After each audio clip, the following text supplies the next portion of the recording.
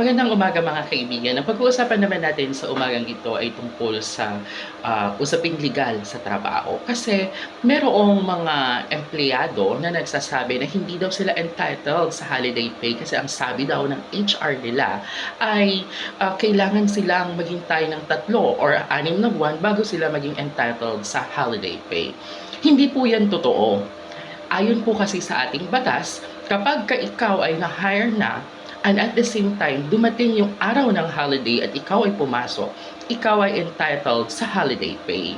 Hindi po totoo na kailangan mo maghintay ng 3 buwan or 6 na buwan bago ka bayaran ng kumpanya ng holiday pay kapag ikaw ay entitled na.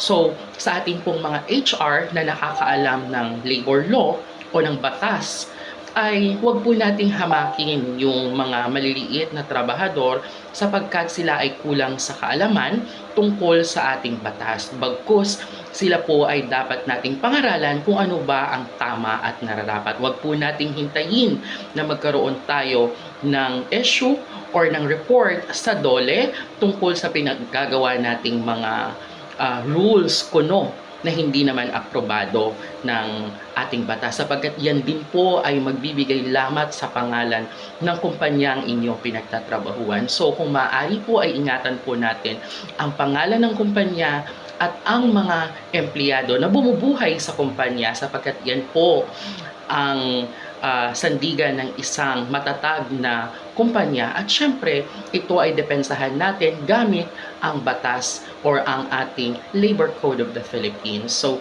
yun lamang po mga kaibigan, naway may natutunan tayo sa araw na ito. Maraming salamat.